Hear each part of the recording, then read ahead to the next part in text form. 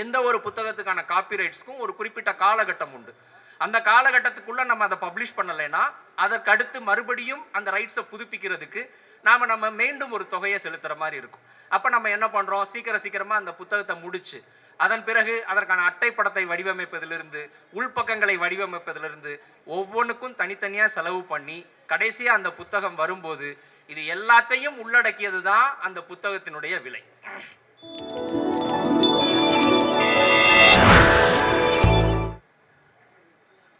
நண்பர்கள் அனைவருக்கும் வணக்கம். ஒரு 2016-17 2 வருடங்கள் நான் அடிப்படையில் ஒரு மதுரைக்காரன். திருநெல்வேலியில் இங்கே ஒரு பொறியியல் கல்லூரியில் நான் வேலை பார்த்துருக்கேன்.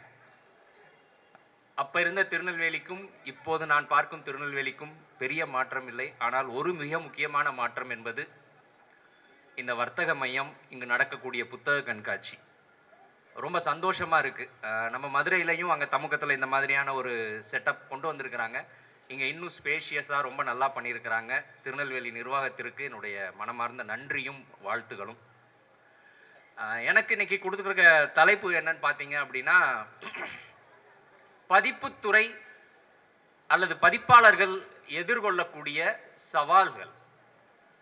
இப்போ எனக்கு முன்னாடி ஐயா பேசும்போது சொன்னாங்க இல்லைங்களா, ஒரு புத்தகம், என்னுடைய புத்தகம் எனக்கு எவ்வளவு வித்திருக்குன்னு தெரியாது, ஆனால் அதே நேரத்தில் அந்த புத்தகத்தை பற்றி போடப்பட்ட ஒரு ரீல்ஸ் வந்து கிட்டத்தட்ட ஒரு 3 மில்லியன் வியூஸ் வரைக்கும் போயிருக்கு அப்படின்னு சொல்லிட்டு. நான் பெரும்பாலும் மாணவர்களோடு தொடர்பில் இருக்கக்கூடியவன், ஒரு ஆசிரியராக தினமும் மாணவர்களை சந்திக்கக்கூடியவன். நான் அவங்ககிட்ட கேட்கும்போது ஒரு நாளைக்கு எவ்வளோ நேரம் அந்த ரீல்ஸில் ஸ்பெண்ட் பண்ணுறீங்க அப்படின்னு கேட்டேன் அப்படின்னா குறைந்தபட்சம் 2 மணி நேரம்னு சொல்கிறாங்க. அப்படியானது ஒரு சூழல்ல புத்தக வாசிப்பு, உங்க கையில வந்து ஒரு செவ்வகப்பெட்டி இருக்கு, அந்த செவ்வகப்பெட்டியில உங்களுக்கு தேவையான செய்திகள் இருக்கு, நீங்க என்ன பார்க்கணும்னு நினைக்கிறீங்களோ அது எல்லாத்தையும் உங்க கைக்குள்ள வச்சு நீங்க பார்த்துக்கலாம். அப்படி இருக்க சூழல்ல புத்தக வாசிப்பு அப்படிங்கிறது என்னவா இருக்கு, அல்லது அந்த புத்தகம் சார்ந்த பதிப்புத்துறை சந்திக்கக்கூடிய பிரச்சனைகள் என்னென்ன, இதெல்லாம் தான் நமக்கு முன்னாடி இருக்கக்கூடிய அடிப்படை கேள்விகள். எப்பயுமே எந்த ஒரு புது தொழில்நுட்பம் வந்தாலுமே நமக்கு அதை பற்றின ஒரு பயம் வரும். இது என்ன மாதிரியான ஒரு மாற்றத்தை உருவாக்கும், இதனால் என்ன மாதிரியான சிக்கல்கள் வரக்கூடும் அப்படிங்கிறது. அதுதான் இன்றைக்கு பதிப்புத்துறையில் இருக்கக்கூடிய மிக முக்கியமான ஒரு பிரச்சனை. டெக்னாலஜிக்கல் டிஸ்ரப்ஷன்ஸ் அப்படிங்கிற வார்த்தையை நான் பயன்படுத்த விரும்புகிறேன். இந்த புத்தகங்கள் சொல்கிறாங்க இல்லைங்களா, இபுக் அப்படின்னு ஒன்று சொல்கிறாங்க. இபுக்குங்கிறதுனுடைய அடுத்த வடிவம் என்ன அப்படின்னு பார்த்தீங்க அப்படின்னா ஆடியோ புக், பாட்காஸ்ட், இந்த மாதிரியான விஷயங்கள் எல்லாம் அடுத்தடுத்து வரும்போது இதை புத்தகத்துறை அல்லது ஒரு பதிப்பாளர் எப்படி எதிர்கொள்வது? போன வருஷம் கோயம்புத்தூரில் புத்தக கண்காட்சி நடத்தும் போது நம்முடைய நண்பர் செல்வேந்திரன் உங்களுக்கு தெரிஞ்சிருக்கும். அந்த புத்தக கண்காட்சியை பற்றி இணையத்தில் தகவல்களை பகிர்ந்து கொள்வதற்காக இன்ஃப்ளூயர்ஸ் எல்லாரையும் கூப்பிட்டு ஒரு மீட்டிங் நடத்தலாம், புத்தக கண்காட்சி ஆரம்பிக்க போகுது, நீங்கள் வாங்க, வந்து இந்த புத்தக கண்காட்சியில் புத்தகங்களை பற்றி பாருங்கள், உங்களுடைய சேனலில் அதை பற்றி பேசுங்க அப்படிங்கிறத சொல்கிறதுக்காக இன்ஃப்ளூயன்சர்ஸ் மீட்டிங் ஒன்று அரேஞ்ச் பண்ணாங்க. அதில் நம்ம எதிர்பார்த்தது என்ன அப்படின்னு பார்த்தீங்கன்னா, இது நண்பர் நம்மக்கிட்ட பகிர்ந்துக்கிட்ட தகவல், ஒரு 300லேருந்து 400 இன்ஃப்ளூயன்சர்ஸ் வரைக்கும் வருவாங்க அப்படின்னு நினச்சி அதற்குண்டான ஏற்பாடுகள் எல்லாம் அவங்க பண்ணியிருந்தாங்க. ஆனால் வந்தவங்களோட எண்ணிக்கை பார்த்தீங்கன்னா குறைந்தபட்சம் 1500 பேர் இருப்பாங்க அப்படின்னு சொல்கிறாங்க. எப்பயுமே தமிழ் இலக்கியத்தில் நாம் சந்திக்கக்கூடிய மிகப்பெரிய சிக்கலே என்னன்னா, எழுதுறவன் தான் இங்கே வாசிக்கணும், வாசிக்கிறவன் தான் இங்கே எழுதுறவனாகவும் இருக்கிறான். அப்படி இருக்கிற சூழலில் இந்த சோ கால்ட் இன்ஃப்ளூயன்சர்ஸ் அவங்களுக்கு வந்து இது கண்டென்ட், அந்த கண்டென்ட் மூலமாக யாருக்கு நம்ம என்ன தகவல் சொல்கிறோம் அப்படிங்கிறது ஒரு மிகப்பெரிய கேள்விக்குறி. 1500 பேர் வராங்க, வந்து அவங்க எல்லாருமே புத்தகங்களை பற்றி பேசுகிறாங்க. ஆனால் அவங்க புத்தகம் வாசிக்கிறாங்களா அப்படின்னு கேட்டால் அது கிடையாது. அவங்களுக்கு அது ஒரு கண்டென்ட். அதே மாதிரி தான் இந்த இபுக்ஸும் சரி, ஆடியோ போட்காஸ்ட்டும் சரி. நான் இந்த புத்தகத்தை பற்றி பேசுகிறேன், என்னுடைய நண்பர்களே பார்த்தீங்க அப்படின்னா இந்த வெளிநாடுகளில் வசிக்கக்கூடிய சில நண்பர்கள் வெகு சமீபமாக இந்த ஆடியோ புக்ஸுக்கு மாறி இருக்கிறாங்க. காப்பா நான் வந்து ஒரு இடத்துலேருந்து இன்னொரு இடத்துக்கு போகிறதுக்கு ஒரு மணி நேரம் வரைக்கும் ஆகும், அந்த 1 மணி நேரத்தில் நான் கார் ஓட்டிட்டு போகிறேன் அப்படிங்கிறப்போ எனக்கு இந்த ஆடியோ புக்ஸ் வந்து இன்னும் கொஞ்சம் ஈஸியாக இருக்குது. என்னால் ஒத்துக்க முடியுது. கண்டிப்பாக டெக்னாலஜி வந்து மாறும்போது அதை ஏற்றுக்கொள்ளக்கூடிய ஒரு இடத்துல நாம் இருக்கோம், ரைட். ஆனால் அது இந்த புத்தகம் சார்ந்து ஒரு அச்சு புத்தகம், எனக்கு இன்னைக்கு வரைக்கும் அச்சு புத்தகங்கிறது ஒரு பெரிய ஃபேண்டசி.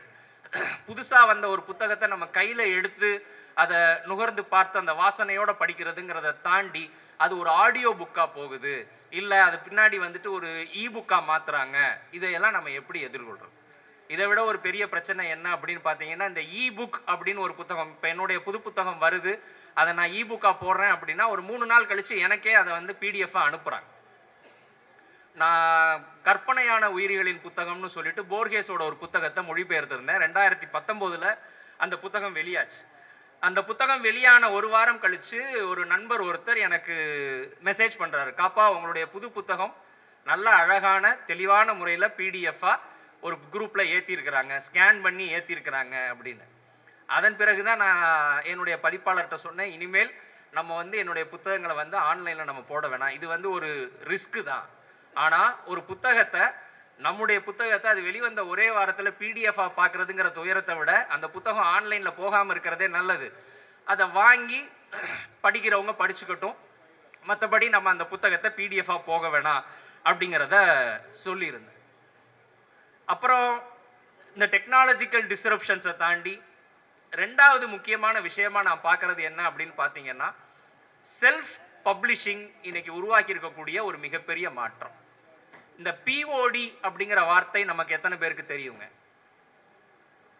பிரிண்ட் ஆன் டிமாண்ட் அப்படின்னு சொல்லிட்டு, இன்னைக்கு உங்களுடைய புத்தகம் வேணும் அப்படின்னா நீங்க வெறுமனே 2 காப்பி கூட போட்டுக்கலாம். அந்த 2 காப்பி போடுறதுனாலும் போடலாம், இல்லை 20 காப்பி போடுறதுனாலும் போடலாம், 200 காப்பி போடுறதுனாலும் போடலாம். அப்போ யாருக்கெல்லாம் புத்தகம் போடணும்னு விருப்பம் இருக்கோ, இப்போ எனக்கு வந்து பார்த்தீங்கன்னா நான் சீரியஸ் லிட்ரேச்சர் அப்படிங்கிற ஒரு விஷயத்தை நம்புகிறேன். ஒரு புத்தகத்தை நம்ம கொண்டு வரணும் அப்படின்னா அந்த புத்தகத்திற்கு உண்டான மதிப்பு ஒன்று இருக்குது. அதை நம்ம வாசிக்கிறோம், வாசித்து திருத்தி கடைசியாக இதுதான் இறுதி வடிவம்னு வந்த பிறகு அந்த புத்தகத்தை நம்முடைய நண்பர்கள்ட்ட வாசிக்க கொடுக்குறோம். அவங்களுடைய கருத்துக்களை கேட்டு அதன் பிறகு அதில் நிறைய மாற்றங்களை செய்து கடைசியாக ஒரு வடிவத்துக்கு வந்த பிறகு ஒரு புத்தகத்தை பிரிண்ட் பண்ணுறோம். அப்படிங்கிறதுக்கும் எழுதக்கூடிய எந்த புத்தகமாக இருந்தாலும் அதை நீங்கள் பிரிண்ட் பண்ண முடியும், இதுவும் ஒரு விதமான டெக்னாலஜிக்கல் டிஸ்ரப்ஷன் தான். தொழில்நுட்பம் நம்ம எங்கு கொண்டு வந்து நிறுத்தி இருக்கிறது? இந்த பிரிண்ட் ஆன் டிமாண்ட். இன்னைக்கு இருக்கக்கூடிய நிறைய எழுத்தாளர்கள் அவங்களுக்கு இந்த பிரிண்ட் ஆன் டிமாண்ட் ஆப்ஷன் இருக்கிறப்ப என்ன ஆகுது? வெகு இயல்பா ஒரு புத்தகத்தை பப்ளிஷ் பண்றோம், ஒரு 40 காப்பி போடுறோம், அதை நம்ம தெரிஞ்ச நண்பர்களுக்கெல்லாம் நம்ம டிஸ்ட்ரிபியூட் பண்றோம். அது முடிஞ்ச ஒரு அடுத்த ஒரு வாரத்தில் 2வது செட் 40 காப்பி போட்டு என்னுடைய புத்தகம் 2வது பதிப்பு வெளியாகிறது அப்படின்னு சொல்றதுக்கு நம்ம சங்கடமே படுறதில்லை. இந்த மாதிரியான விஷயங்களை நாம் எப்படி எதிர்கொள்றது? ஒரு பிஓடி அப்படிங்கிற கான்செப்ட் காரணமாக ஒரு புத்தகத்தை 600 காப்பியோ அல்லது 1000 காப்பியோ பப்ளிஷ் பண்ணிட்டு அந்த புத்தகத்தை ஒவ்வொரு புத்தக கண்காட்சிக்கும் எடுத்துட்டு போகக்கூடிய அந்த பதிப்பாளர் இந்த விஷயத்தை எப்படி எதிர்கொள்றது? இன்னைக்கு வந்து தனிப்பட்ட முறையில் பப்ளிஷர்னு ஒருத்தர் தேவையே இல்லை, நம்மளாலேயே இந்த விஷயத்தை நேரடியாக ஹேண்டில் பண்ண முடியும் அப்படிங்கிற இடத்துக்கு இந்த பிஓடி கொண்டு வந்திருக்கு. இந்த நேரத்தில் நம்ம புத்தக கண்காட்சி சார்ந்து சில விஷயங்களையும் நம்ம கொஞ்சம் வெளிப்படையாகவே பேசலாம். இங்கே இருக்கக்கூடிய புத்தகம் வெளியிடக்கூடிய பதிப்பாளர்களுக்கு மிக நல்லா தெரியும், நான் தீவிர இலக்கியம் அப்படிங்கிற இடத்துல இருந்து பேசுகிறேன். வெகுஜன பத்திரிகைகள் சார்ந்து எனக்கு பெரிய அளவில் அறிவு கிடையாது. ஒரு புத்தகம் 600 காப்பி அடிக்கிறோன்னு வச்சுக்கோங்களேன், அந்த புத்தகம் வந்து ஒரு நல்ல பிரபலமான எழுத்தாளர், இலக்கிய எழுத்தாளர் அப்படின்னா அவங்களுக்கு விற்கிறதுக்கு 1 வருஷம் ஆகும். அதே இது அடுத்த நிலையில் இருக்கக்கூடிய ஒரு எழுத்தாளர் அப்படின்னா ஒரு 3 வருஷம் ஆகும், அல்லது இன்னும் சில நாட்கள் கூட ஆகலாம். ஒரு 10 வருஷத்துக்கு முன்னாடி பார்த்தீங்க அப்படின்னா ஒரு பதிப்பாளர் மிக முக்கியமான 4 நகரங்களில் நடக்கக்கூடிய புத்தக கண்காட்சிகளுக்கு மட்டும்தான் வருவாங்க. என்னென்னு பார்த்தீங்க அப்படின்னா சென்னை, அதுதான் உயிர் நாடி, சென்னை புத்தக கண்காட்சி. அதன் பிறகு நடக்கக்கூடிய ஈரோடு, மதுரை, நெல்லை அல்லது கோவை, இந்த 4 புத்தக கண்காட்சிகள் அப்படின்னு. அதன் பிறகு இந்த புத்தக வாசிப்பை பரவலாக்குவதற்காக ஒவ்வொரு மாவட்டத்திலும் நம்ம வந்து புத்தக கண்காட்சி நடத்துகிறோங்கிறது ரொம்பவே நல்ல விஷயம். ஆனால் ஒரு பதிப்பாளராக இங்கு நடக்கக்கூடிய சிக்கல்களை பாருங்களேன். இப்போ என்னுடைய புத்தகம், கார்த்திகை பாண்டியனுடைய புத்தகம் வந்து 600 காப்பி இருக்கு. இந்த 600 காப்பி விற்கிறதுக்கு அப்படின்னா இட் வில் டேக் 3 இயர்ஸ். இதுதான் பேசிக். முந்தி நான் 4 நகரங்களுக்கு மட்டும் இந்த புத்தகங்களை அனுப்புனா போதும். இந்த புத்தகங்கள் இந்த 4 நகரங்களில் நடக்கக்கூடிய புத்தக கண்காட்சியில் மட்டும்தான் கிடைக்கும். எந்த வாசகராக இருந்தாலும் கிளம்பி வருவாங்க. இப்போ மதுரையில் நடக்குது அப்படின்னா தென் தமிழகத்தில் இருக்கக்கூடிய எல்லா வாசகர்களும் மதுரைக்கு வருவாங்க. சென்னையை எடுத்துக்கிட்டிங்கன்னா கிட்டத்தட்ட தமிழ்நாட்டில் இருக்கக்கூடிய அத்தனை பேரும் சென்னைக்கு வருவாங்க.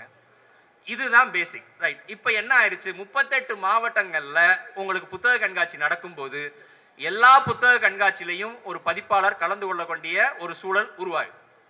விற்க போகிறது என்னமோ அதே 600 புத்தகங்கள் தான். ஆனால் இந்த புத்தகங்களை எடுத்துக்கொண்டு ஒவ்வொரு ஊராக டிராவல் பண்ணி போகும்போது பதிப்பாளர் சந்திக்கக்கூடிய பிரச்சனைகள் இருக்கு இல்லைங்களா?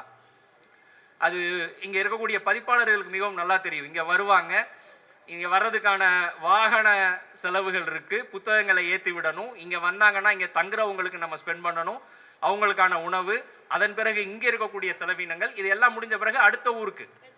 சில சமயங்களில் பார்த்தீங்கன்னா ஒரே நேரத்தில் 3 வெவ்வேறு நகரங்களில் நடக்கும்போது அந்த பதிப்பாளர்கிட்ட இருக்கக்கூடிய ஆளுகளே பார்த்தீங்கன்னா அதிகபட்சம் போனால் 2 அல்லது 3 பேராக இருப்பாங்க.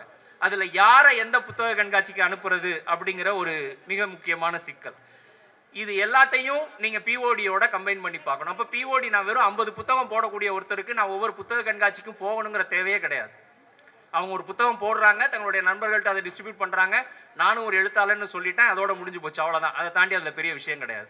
ஆனால் எழுத்தை மிகவும் தீவிரமாக நம்பக்கூடியவர்களுக்கு இந்த மாதிரியான சிக்கல்கள் இந்த பிஓடி மூலமாக வந்திருக்கு அப்படிங்கிறதும் ஒரு பதிப்பாளர் சந்திக்கக்கூடிய பிரச்சனை. அதன் பிறகு 3வது மிக முக்கியமான ஒரு விஷயம் என்ன அப்படின்னு பார்த்தீங்கன்னா, சமீபமாக வாசகர்கள் எல்லாருமே புத்தகங்களினுடைய விலை ரொம்ப அதிகமாயிருச்சு, புத்தகங்களுடைய விலை ரொம்ப அதிகமாயிருச்சுங்கிற மாதிரியான ஒரு விஷயத்தை பேசுகிறாங்க. உண்மையிலே புத்தகங்களினுடைய விலை அவ்வளவு அதிகமாக இருக்கு அப்படின்னு நம்புறீங்களா? இன்னைக்கு இந்த புத்தகம், ஒரு புத்தகத்தை அச்சிட ஆகக்கூடிய செலவு என்ன, ஒரு காகிதத்தினுடைய விலை என்ன, அதற்கான ஜிஎஸ்டி என்ன, இந்த பிரச்சனைகள் எல்லாம் தெரிஞ்சவங்களா இருந்தாங்க அப்படின்னா இதற்கு பின்னாடி இருக்கக்கூடிய உண்மையான நிலை என்னங்கிறது மக்களுக்கு தெரியும். நான் ஒரு மிகப்பெரிய காமிக்ஸ் வாசகன். எனக்கு இங்கே சிவகாசியிலேருந்து வரக்கூடிய லயன் முத்து காமிக்ஸ் நீங்கள் கேள்விப்பட்டிருப்பீங்கன்னு நினைக்கிறேன். அது ஆரம்ப நிலையில் பார்த்தீங்க அப்படின்னா வெறும் 75 பைசால 70களில் ஆரம்பிக்கப்பட்ட ஒரு காமிக்ஸ். 90களில் அதனுடைய விலை பார்த்தீங்கன்னா 5 ரூபா 10 ரூபாவில் இருந்துச்சு. 2010 அதனுடைய விலை 50லேருந்து 100 ரூபா இருந்துச்சு. இன்னைக்கு அதனுடைய விலை என்னன்னு பார்த்தீங்க அப்படின்னா ஒரு புத்தகத்தினுடைய விலை ஆவரேஜாக 100லேருந்து 150 ரூபா வரைக்கும். நீங்கள் 90களில் 10 ரூபாய்க்கு கொடுத்த அதே புத்தகத்தை இன்னைக்கு 2025ல் 125 ரூபாய்க்கு கொடுக்க வேண்டிய சூழல் அப்படின்னா நம்ம கால மாற்றம்ங்கிற ஒரு விஷயத்தை கணக்கில் எடுத்துக்கிறதே இல்லாமல் இருக்கு. நான் ஃபேஸ்புக்கில் நிறைய இடங்கள்ல நண்பர்கள் இந்த மாதிரியான கமெண்ட்ஸ் போடுறதை பார்க்குறேன். இந்த பதிப்பகத்துக்குள்ளே போனோம் அப்படின்னா நமக்கு செலவு அதிகமாகுது, இங்கே இருக்கக்கூடிய புத்தகங்களை வாங்குவதற்கு வைத்திருக்கக்கூடிய விலை அதிகமாக இருக்கிறது அப்படின்னு. அதற்கு பின்னாடி இருக்கக்கூடிய சிக்கல்கள் என்னென்ன? ஒரு புத்தகம் என்பது வெகு சாதாரணமாக நம்ம கையில் கொண்டு வந்து கொடுக்குற விஷயம் கிடையாது. ஒரு ஃபிக்ஷன் அப்படின்னா 600 காப்பி அடிக்கிறாங்க, நான் ஃபிக்ஷன் அப்படின்னா 1000 காப்பி அடிக்கிறாங்க. இந்த 1000 காப்பி, இப்போ நான் ஒரு எக்ஸாம்பிளுக்கு ஒரு மொழிபெயர்ப்பு புத்தகம் எடுத்துக்கலான்னு வைங்களேன். ஒரு மொழிபெயர்ப்பு புத்தகம் தயாராகணும்னா முதல்ல அந்த மொழிபெயர்ப்புக்கு தேவையான காப்பிரைட்ஸை நம்ம வாங்கணும். அதற்கு ஒரு குறிப்பிட்ட தொகை அந்த ஏஜென்சிக்கு நம்ம கொடுக்கணும். நான் இப்போ மொழிபெயர்ப்புக்கான காப்பிரைட் வாங்கிட்டேன். இனி அடுத்து இந்த புத்தகத்தை மொழிபெயர்க்கக்கூடியவர் யார் அப்படிங்கிறத நான் சரியாக பார்க்கணும்.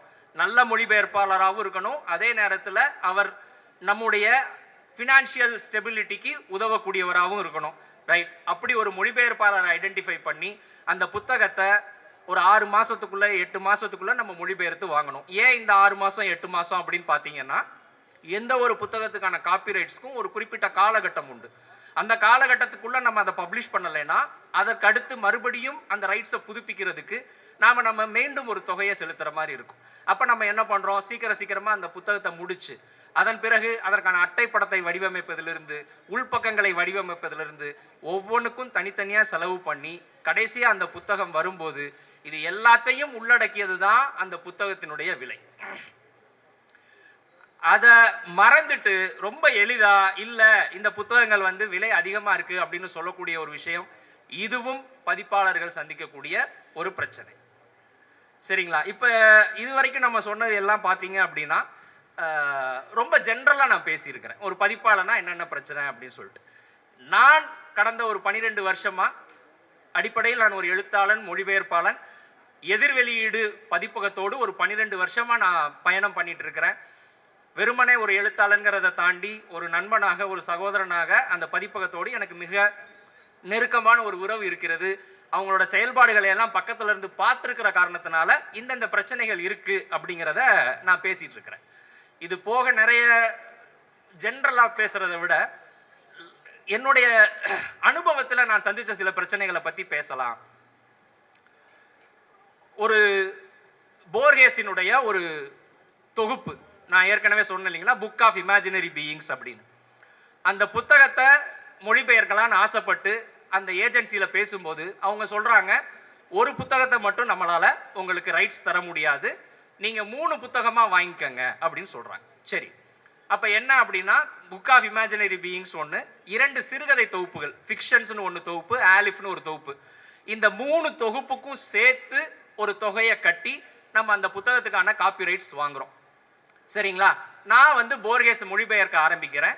அப்ப வெளிநாட்டை சேர்ந்த இன்னொரு நமக்கு தெரிந்த ஒரு எழுத்தாளர், போர்கேஸ் என்னுடைய மிக முக்கியமான ஆதர்ஷ எழுத்தாளர், நான் மொழிபெயர்க்க விரும்புகிறேன், எனக்கு அதை கொடுங்க அப்படின்னு கேட்குறாரு. இது நம்பிக்கை சார்ந்து இயங்கக்கூடிய ஒரு துறை. நமக்கு அவரை ஒரு நல்ல எழுத்தாளர்னு தெரியும், நம்ம அவர் கையில் அந்த புத்தகத்தை கொடுத்துட்றோம். கிட்டத்தட்ட 2 வருடங்கள் நம்ம கேட்டுக்கிட்டே இருக்கோம், புத்தகம் என்னாச்சு நண்பா, புத்தகம் என்னாச்சு நண்பா. எல்லாம் முடிச்சுட்டேன், உங்களுக்கு அனுப்ப வேண்டியது மட்டும்தான் பாக்கி, சிற்சில திருத்தங்கள் மட்டும் இருக்கு, பண்ணிட்டு அனுப்பிடுறேன் கார்த்திகை பாண்டியன். 2 வருடங்களுக்கு பிறகு திடீர்னு ஒரு நாள் சொல்றாரு, என்னுடைய ஹார்ட் டிஸ்க் பழுதாகி போச்சு, என்னால அந்த தொகுப்புகளை மொழிபெயர்க்க முடியாது, என்னை மன்னிச்சுக்கங்க, இந்த ப்ராஜெக்ட்ல இருந்து நான் வெளியில வரேன் அப்படின்னு. அந்த 2 வருடங்களும் அந்த புத்தகத்துக்கான ரைட்ஸை நம்ம திரும்ப திரும்ப புதுப்பிச்சுக்கிட்டே இருக்கோம். இதை நம்ம அவரை ஒன்றும் சொல்லவும் முடியாது. ஒரு எழுத்தாளரை நம்ம என்ன சொல்ல முடியும், இது நீ ஏன் செய்ய முடியல அப்படின்னு சொல்ல முடியாது. அதன் பிறகு அந்த புத்தகத்தை மறுபடி ரைட்ஸ் வாங்கி இன்னொரு நண்பர்கிட்ட கொடுத்து மொழிபெயர்த்து அதில் ஒரு தொகுப்பு தான் நம்மளால போட முடிஞ்சது. இது மொழிபெயர்ப்பு சார்ந்து நடக்கிற ஒரு சிக்கல். இன்னொன்று என்ன பார்த்தீங்க அப்படின்னா, இந்த புத்தகத்தை பதிப்பிக்கிறதுல இருக்கிற சிக்கல். அதுவும் குறிப்பாக பார்த்தீங்கன்னா, பெரும்பாலான எழுத்தாளர்களுக்கு நான் உட்பட சென்னை புத்தக கண்காட்சிக்கு ஒரு புத்தகத்தை கொண்டு வர்றது அப்படிங்கிறது ஒரு பெரிய கனவு. சென்னை புத்தக கண்காட்சிங்கிறது பார்த்தீங்கன்னா கிட்டத்தட்ட தமிழ்நாட்டின் ஒட்டுமொத்த எழுத்தாளர்களும் குவியக்கூடிய ஒரு இடம். ஜனவரி முதல் வாரத்தில் அந்த புத்தக கண்காட்சி நடக்க போகுது அப்படின்னா அதற்கான புத்தகத்துக்கு நம்ம கொடுக்க வேண்டிய அந்த சாஃப்ட் காப்பியை எப்போ கொடுக்கலாம், ஒரு அக்டோபர் 15 அல்லது நவம்பர் 15க்குள்ள கொடுத்துட்டீங்க அப்படின்னா அந்த புத்தகத்தை நம்ம கொண்டு வரதுங்கிறது ஒரு பெரிய பிரச்சனையாகவே இருக்காது. ஆனால் நம்முடைய எழுத்தாளர் நண்பர்களுக்கு டிசம்பர் கடைசி வரைக்கும் அதை திருத்தி திருத்தி எழுதிட்டு ஜனவரி முதல் வாரத்தில் 1ஆம் தேதி கொடுத்துட்டு எனக்கு 6ஆம் தேதி புத்தகம் வரணும்னு சொல்லுவாங்க. அதற்காக நாம் எழுத்தாளர் நண்பர்களோடு எதிர்கொள்ளக்கூடிய பிரச்சனைகள் பார்த்தீங்க அப்படின்னா, அவங்க புத்தகம் வந்துடுச்சு, ஏன் என் புத்தகம் வரல சார், அவங்க நவம்பரில் கொடுத்தாங்க, அதெல்லாம் எனக்கு தெரியாது, என் புத்தகம் ஏன் வரல. அது எழுத்தாளர்களுக்கு அது அது அவங்களோட மைண்ட் சைல்டு, அது எனக்கு புரிஞ்சுக்க முடியுது. ஆனால் என்ன, எந்த பதிப்பாளரும் தன்னுடைய எழுத்தாளரை தாமதிச்சு ஏதாவது சம்பாதிச்சிட போறானா? அவன் கை காசை போட்டு ஒரு புத்தகத்தை அச்சடிச்சு கொண்டு வித்து ஊர் ஊரா தூக்கிட்டு போய் எல்லாம் பார்த்துக்கிற ஒரு பதிப்பாளனுக்கு தன்னுடைய எழுத்தாளனை தாமதப்படுத்துறதுல பெருசா என்ன ஆயிரப்போகுது? இந்த மாதிரியான சிக்கல்களையும் எதிர்கொள்ளணும். அவங்களையும் மனசு கஷ்டப்பட விடக்கூடாது. இந்தா வந்துடும் அந்தா வந்துடும், எப்படியாவது சென்னை புத்தக கண்காட்சி முடிக்கிறதுக்குள்ள நம்ம அந்த புத்தகத்தை கொண்டு வந்துடலாம், கொண்டு வந்துடுறது. நான் ஏற்கனவே சொன்னது போல எண்ணிக்கை, புத்தக கண்காட்சிகளினுடைய எண்ணிக்கை அதிகரிக்கும் போது எல்லா கண்காட்சியிலும் அந்த பதிப்பகம் இடம்பெறுவது என்பது மிக முக்கியமான ஒன்றாகும். இப்போ நான் ஒரு புத்தகத்தை கொடுக்கறதோட எழுத்தாளனோட வேலை முடிஞ்சு போயிடுது அப்படின்னா, பதிப்பகம் தான் என்ன பண்ணுறாங்க அப்படின்னா, ஒரு நூலகத்தில் கேட்கும்போது அதை அனுப்புகிறாங்க. இல்லை ஒவ்வொரு மாவட்டத்திலையும் நடக்கக்கூடிய புத்தக கண்காட்சி நடக்குதா எல்லா இடத்துக்கும் அனுப்புகிறாங்க.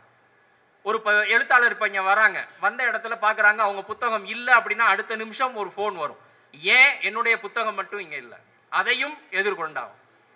இப்போ 3 விதமான எதிர்நிலைகளை ஒரு பதிப்பாளன் எதிர்கொள்ள வேண்டியிருக்கிறது. ஒன்று என்ன அப்படின்னு பார்த்தீங்கன்னா, நான் ஏற்கனவே சொன்ன மாதிரி எழுத்தாளர்களை எதிர்கொள்ளக்கூடியது. 2வது இந்த பணம் அல்லது விலை அல்லது ஏன் இந்த புத்தகத்துக்கு இப்படி ஒரு பேச்சு அப்படிங்கிற மாதிரியான வாசகனை எதிர்கொள்வது. 3வது சக பதிப்பாளர்களை எதிர்கொள்வது.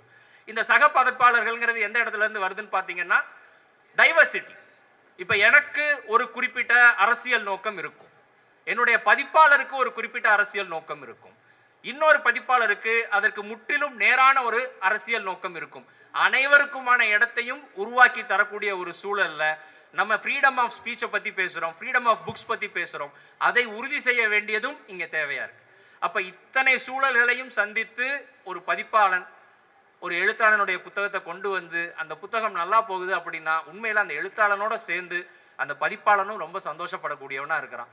இது ரொம்ப ஜெனரிக்காக என்னுடைய அனுபவங்கள் வந்து இப்போ ஒவ்வொரு எக்ஸாம்பிளாக நான் சொல்லலாம், நான் சந்தித்த பிரச்சனைகள் இருந்து. ஆனால் ஒரு கிரிம்ஸ் இதுதான் ஒரு பதிப்பாளன் என்று சந்திக்கக்கூடிய பிரச்சனைகள் அப்படிங்கிற வகையில் உங்களோட ஷேர் பண்ணிக்க முடிஞ்சதில் மிக்க மகிழ்ச்சி. இந்த வாய்ப்பை உருவாக்கி கொடுத்த நெல்லை புத்தக கண்காட்சிக்கு என்னுடைய மனமார்ந்த நன்றி. தேங்க்யூ.